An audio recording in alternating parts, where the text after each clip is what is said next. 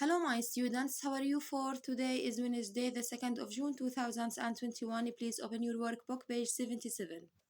Now we're going to take use of English. We're talking about punctuation, reporting clause, and direct speech. ترقيم عبارات التبليغ والكلام المباشر.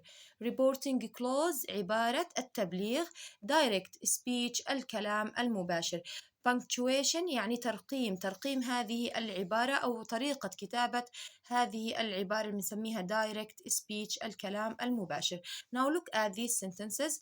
The old man asked الرجل الكبير سأل. ماذا سأل؟ Can you remember the words؟ هل يمكن أن تتذكر الكلمات؟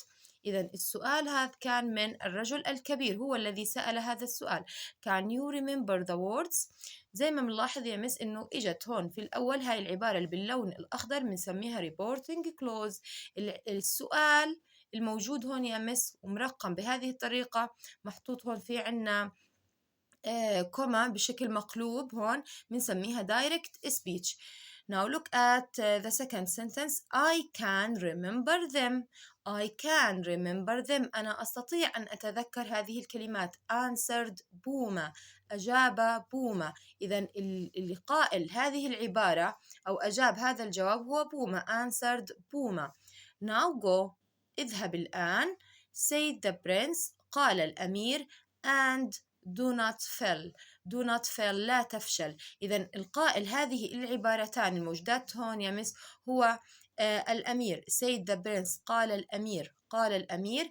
إذا هو قال عبارتان، الأولى now go اذهب الآن and do not fail. خلينا ناخذ الشرح يا مس حتى نفهم أكثر طريقة كتابة هذه الجمل بنسميها direct speech and reporting clause. read اقرأ. These are reporting clauses. هذه بنسميها يا مس عبارات التبليغ. We use them to show who said something. يعني نكتبها أو نستخدمها حتى نقول من القائل، حتى نعرف من قائل هذه الجملة أو هذا السؤال. The old man asked. answered بوما. said the prince. The old man asked سأل الرجل الكبير. answered بوما أجاب بوما. said the prince قال الأمير. إذا العبارات الموجودة بهذا اللون الأخضر يا مس the old man asked, answered بوما, said the prince، هدول بنسميهم يا مس reporting clause. هي عبارات use them to show who said يعني the sentence. بتحكي لنا مين قال الجملة، من القائل. نسميها عبارة التبليغ، يعني من هو القائل، من قائل هذه الجملة. نستخدمها دائما بهذه الطريقة. ممكن تأتي في البداية، ممكن تأتي في النهاية، ممكن تأتي في الوسط. إذا أتت في البداية يا مس بكتبها بهذه الطريقة، بعدين بحط فاصلة كوما، في نهايتها راح تكون موجودة في كوما لأنه في جملة تانية وراها أو سؤال راح يكون وراها. لما بتيجي في النهاية يا مس راح يكون أكيد في نهايتها فول ستوب لأنه دائما إحنا في آخر الجملة أو في آخر الكلام نضع فول ستوب، بتكون هيك. لما بتيجي بالنص يا مس بتكون بعديها كوما برضه لأنه في كلام راح يجي بعديها، فبستخدم هون الكوما حتى إنه يكون في كلام تاني، يعني في الكلام ما انتهى. دائما بستخدم الكوما حتى يكون إنه الكلام لسه في إشي بعديه، يعني لسه ما انتهى، لكن في النهاية لازم أحط الفول ستوب. إذا يا مس الريبورتنج كلوز هي عبارات حكينا بنستخدمها to show who said the words أو the sentence، يعني حتى ندل من هو القائل، من الذي قال هذه الجملة. The reporting clause can come before the direct speech، يعني ممكن أن تأتي قبل الكلام المباشر، زي ما حكينا إنه هدول هم الدايركت سبيتش اللي باللون الأسود، يعني ممكن تأتي قبل. زي الجملة الأولى هي هون أتت before the direct speech. إذا the reporting clause come before direct speech، أتت قبل الكلام المباشر زي ما إحنا شايفين، واستخدمت بعديها الكوما لما بتيجي بالأول. The old man asked, comma, can you remember the words؟ زي المثال الأول مشروح هون. إذا هون comma after the reporting clause، الفاصلة الكوما يا مس تأتي بعد reporting clause. A question mark at the end of the question، لأنه هذا اللي موجود هون السؤال لازم أحط إيش question mark. وما أنسى إنه الكلام المباشر يأتي بين فواصل مقلوبة زي ما إحنا شايفين هون يا مس، الفاصلتين هون لتحت والفاصلتين هون لفوق بينكتبوا بشكل عكسي يعني. طب now punctuate this sentence، يعني رقم هذه الجملة. هيك السؤال رح يجي يا مس إنه رقم هذه الجملة أو ضع علامات الترقيم، بمعنى ضع علامات الترقيم. بوما asked، هون مس لما بتيجي بالأول بوما asked لازم أضع بعديها فاصلة، لازم أضع بعديها عفوا الفاصلة. بعدين where are we going، where are we going، أين سنذهب، بنحط ال question mark لأنه هون عندي سؤال وبحط الفواصل المقلوبة بهذا الشكل. إذا هيك بكون أنا هون رقمت أو وضعت علامات الترقيم لهذه الجملة اللي بنسميها reporting clause أو direct speech، الكلام المباشر.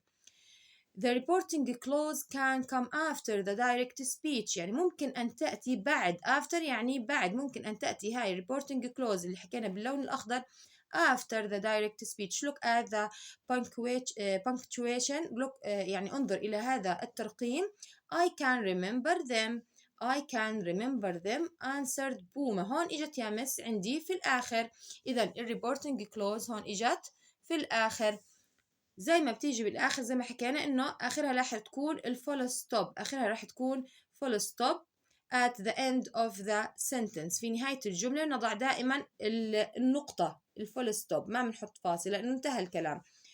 الدايركت سبيتش هون اجت يا مس بالاول سبيتش مارك، بنسميهم سبيتش ماركس اللي هم علامات الترقيم اللي هم الفواصل المقلوبة، كوما after the direct speech. هون يا مس الدايركت سبيتش لانها اجت بالاول لازم احط بعديها فاصلة، بالعكس يعني لانها اجت بالاول لازم نحط فاصل انه الكلام ما انتهى.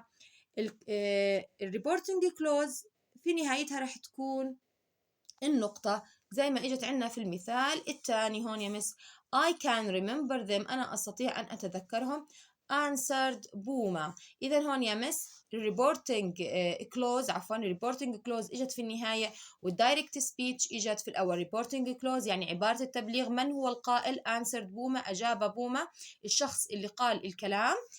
العبارة الموجودة هون بنسميها direct speech، الكلام المباشر، لأنها إجت بالأول لازم يكون في نهايتها كوما فاصلة، وطبعا ما بنسى الفواصل المقلوبة لأنه هون زي إنه الكلام المنقول، يعني الكلام الذي قيل بنحط له بين أقواس أو بين فواصل مقلوبة. answered بوما اللي هو reporting clause full stop في نهايتها لأنها إجت في الآخر. آخر مثال اللي هي ممكن تيجي بالوسط، إنه the reporting clause can come in the middle، في الوسط. in the middle يعني في الوسط، ممكن أن تأتي في الوسط of the direct speech كما في المثال التالي. oh now go say the prince، قال الأمير اذهب الآن and do not fail، ولا تفشل. هون يا مس عنا راح تكون في عندي جملتين direct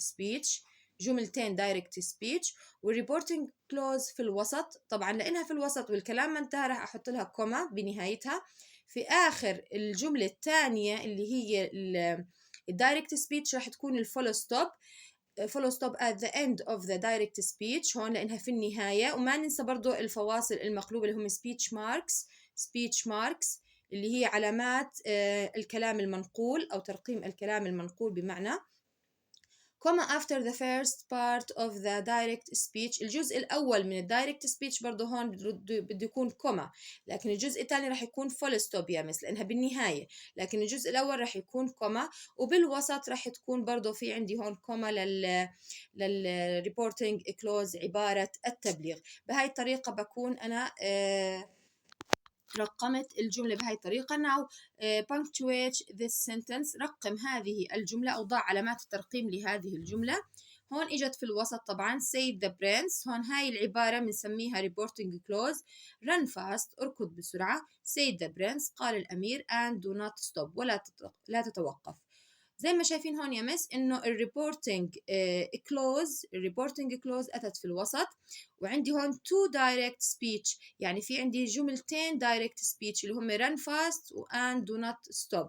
الاولى يا مس بتنتهي ب كوما لانها بالاول وفي الكلام لسه ما انتهى. الريبورتنج كلوز برضو بدي احط لها كوما لانه ما انتهى الكلام. and do not stop الاخيره، الجمله الاخيره انتهت خلاص بنحط هون فول ستوب، في النهايه بنحط فول ستوب.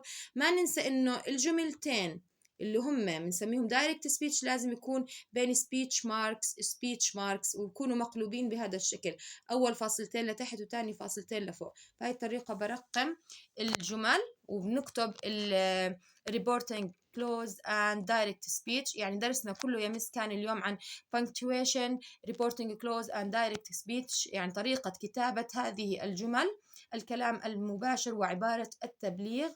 بهاي الطريقة بنكتبها. الترقيم جدا مهم يا مس في الكتابة، بيساعدنا عندما نكتب فقرة أو قصة أو موضوع إنه نستخدمهم بهاي الطريقة ونعرف كيف بينكتبوا هدول الجمل. لازم نميز، يعني لو إجانا سؤال مثلا underline the reporting clause أو direct speech، لازم أعرف مين هي reporting clause اللي هي الشخص القائل، اللي في العبارة اللي فيها الشخص القائل. الدايركت سبيتش اللي هو الكلام الذي قيل، الكلام الذي قيل. يعطيكم العافية. رابع، شكرا يا مس للمتابعة.